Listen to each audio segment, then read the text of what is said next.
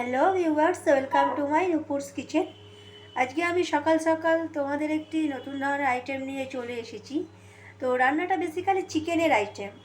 তো শীতকালে তোমরা অনেকেই চিকেন খেতে পছন্দ করো, কেউ রোস্ট খাও, কেউ চিকেন তন্দুরি খাও, কেউ চিকেন কষা। কিন্তু এই রান্নাটা সম্পূর্ণ ইউনিক। এই রান্নাটার নাম হচ্ছে কস্তুরি চিকেন। তো দেখতেই পাচ্ছ আমি এখানে একটা চিকেন নিয়ে নিয়েছি। চিকেনে আমি সামান্য নুন দিয়ে দিচ্ছি, পরিমাণ মতো নুন দিয়ে দিচ্ছি। তারপর এখানে আমি জিঞ্জার গার্লিক পেস্ট আমি দিয়ে দেবো। এই রান্নাতে কিন্তু খুব বেশি কিছু উপকরণ লাগবে না। এবারে আমি দিয়ে দিচ্ছি সামান্য রেড চিলি পাউডার।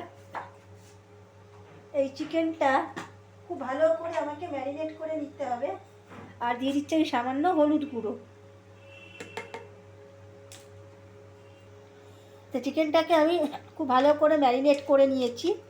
এইটা আমি 10 মিনিটের মতন আমি রেখে দেবো। আচ্ছা, এবার এখানে আমি একটা কড়াই জেলে দিয়েছি। গ্যাসের ফ্লেমটা একটু হাই করে দিলাম।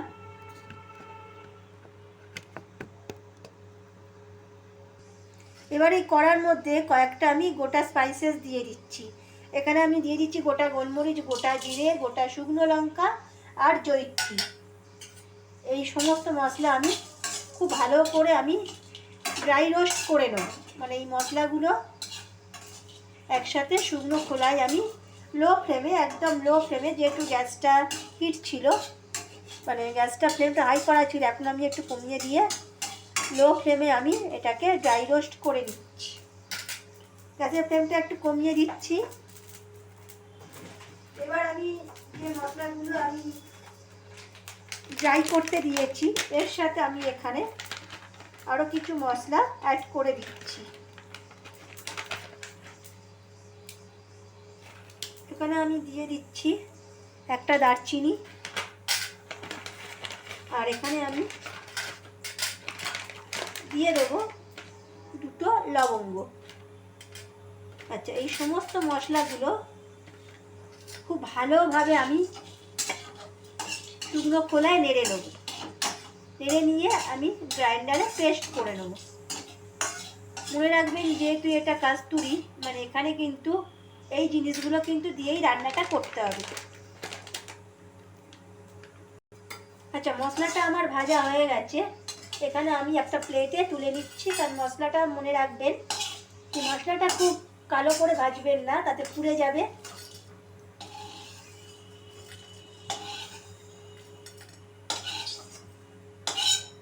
আচ্ছা, মশলাটা আমি ভেজে এখানে তুলে রাখছি।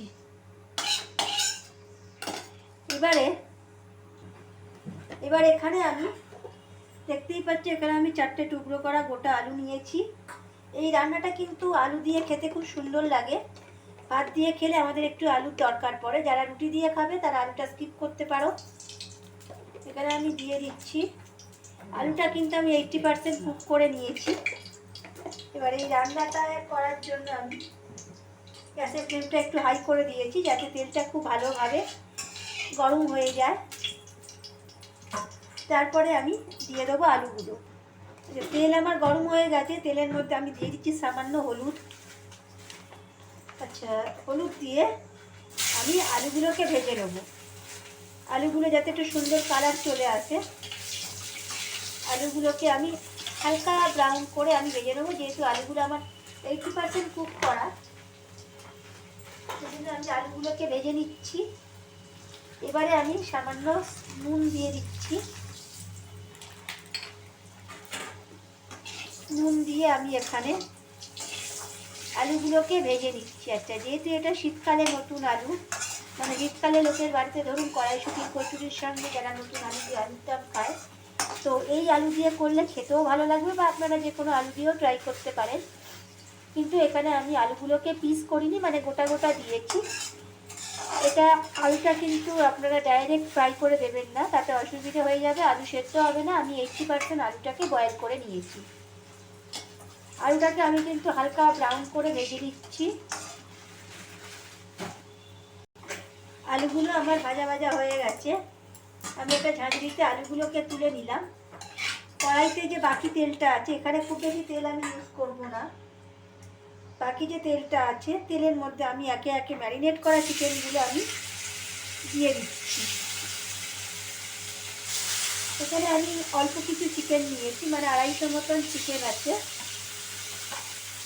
আচ্ছা, এই রান্নাতে মেন উপকরণ হচ্ছে টমেটো বাটা বা টমেটো পিউরি আর অনিয়ন পেস্ট।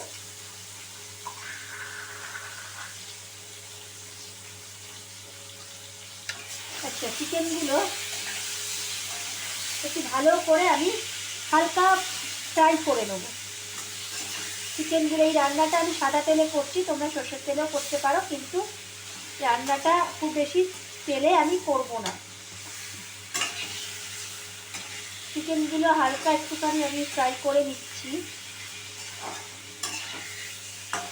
এবারে আমি একে একে যোগ করছি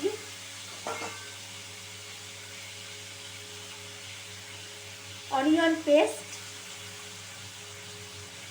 পেঁয়াজ বাটাটা আমি দিয়ে দিচ্ছি। পেঁয়াজ বাটাটা একটু বেশি দিতে হবে।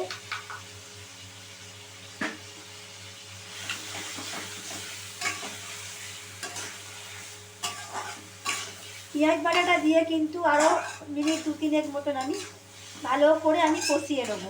তার সঙ্গে অবশ্যই এখানে অ্যাড করতে হবে 1 চামচ মতন আদা রসুন বাটা। যেহেতু আমি আগে আদা রসুন বাটা দিয়েছিলাম, তাই খুব বেশি আদা রসুন বাটা দেওয়ার দরকার নেই।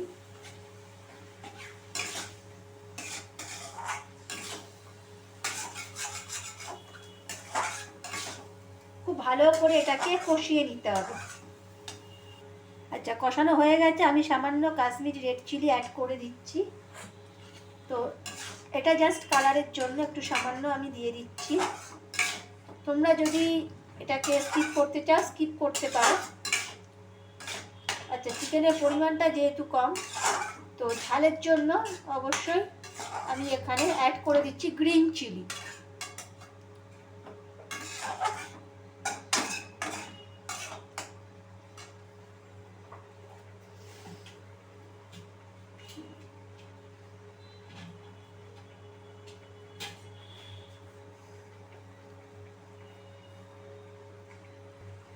ঝালের জন্য এখানে আমি দিয়ে দিচ্ছি কয়েকটা গ্রিন চিলি, কাঁচা লঙ্কা। তো ঝালটা অবশ্যই তোমরা বুঝে ইউজ করবে, যে যেরকম ঝাল পছন্দ করো তো সে সেরকমভাবেই ঝালটা ইউজ করবে। তোমরা এখানে চাইলে লঙ্কা পেস্ট করেও দিতে পারো। আমি এখানে কোনো রকম লঙ্কা পেস্ট করে আমি দিইনি। আচ্ছা, মশলাটা একটু ভালো করে কষে এসেছে। এবারে আমি এখানে দিয়ে দিচ্ছি টমেটো পিউরি। এই টমেটো পিউরিটা কিন্তু মেন উপকরণ। এটাও আমি দিয়ে দিচ্ছি 1 চামচ, 1 টিস্পুন টমেটো পিউরি আমি অ্যাড করছি।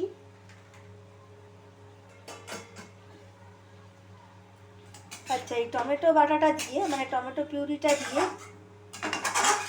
আরও কিছুক্ষণ আমি চিকেনটাকে কষিয়ে নেব।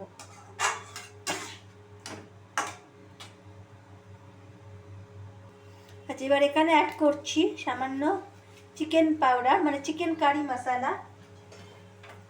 আচ্ছা, এই মশলাটা দিয়ে আমি এবার আলুগুলোকে আমি ওপর থেকে দিয়ে দেবো। আলুগুলোকে দিয়ে দিচ্ছি যাতে আলুগুলো মশলার সাথে খুব ভালোভাবে এটা মিশে যায়।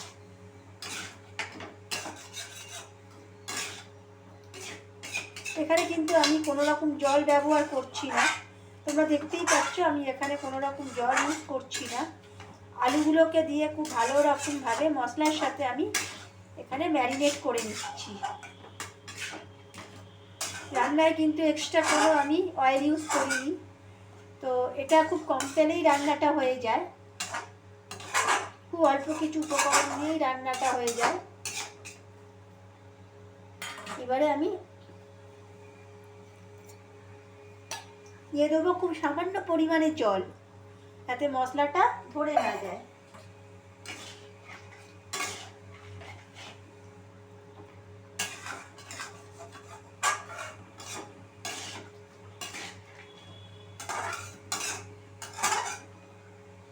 আচ্ছা, এবারে একে একে দুটো গুঁড়ো মশলা আমি এখানে ইউজ করব।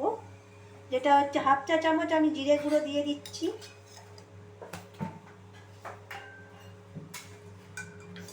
তার সঙ্গে আমি এখানে দিয়ে দিচ্ছি ধনে গুঁড়ো। ধনে গুঁড়োটা একটু বেশি করেই দিতে হবে। দিয়ে সমস্ত জিনিস আমি খুব ভালোভাবে আমি এখানে আবারও মিশিয়ে নিচ্ছি।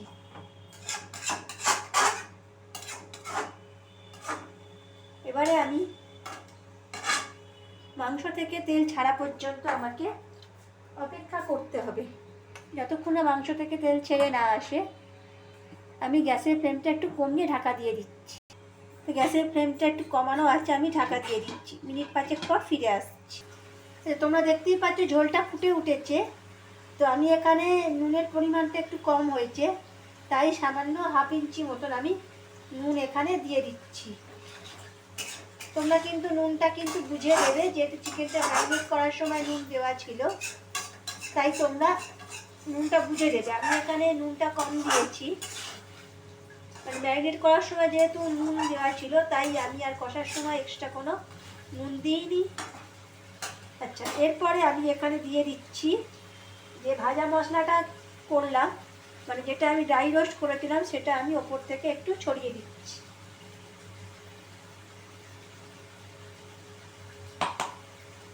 এবার আমি দেখে নেবো যে চিকেনটা সেদ্ধ হলো কিনা। চিকেনটা সেদ্ধ হলো কিনা। তো চিকেনটা আমার অনেকটাই সেদ্ধ হয়ে গেছে, তাও আমি আরও কিছুক্ষণ ঢাকা দিয়ে রাখছি যাতে আরও সেদ্ধ হয়ে যায়। তো দেখতেই পাচ্ছেন আমার কস্তুরি চিকেন রেডি হয়ে গেছে। তো আমি এখানে সামান্য গরম মশলার গুঁড়ো এখানে ছড়িয়ে দিচ্ছি, আর ওপর থেকে দিয়ে দিচ্ছি সামান্য কয়েকটি কুচনো ধনে পাতা। ধনে পাতাটা দিলে দেখতেও ভালো লাগে।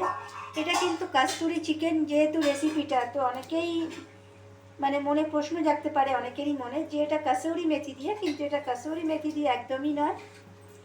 তো খুব সুন্দর করে আমি এটাকে প্রিপেয়ার করেছি, আপনাদেরকে দেখিয়ে দিই। কস্তুরি চিকেন আমাদের পুরোপুরি রেডি। তো আমি ঠিক যেরকমভাবে বানালাম আপনারা কিন্তু একইভাবে বানাবেন, বাড়ির সকলকে খাওয়াবেন অবশ্যই। আর আমার চ্যানেলটি সাবস্ক্রাইব করতে ভুলবেন না, পাশে বেল নোটিফিকেশান আইকনটি ক্লিক করবেন। ধন্যবাদ, ভালো থাকবেন।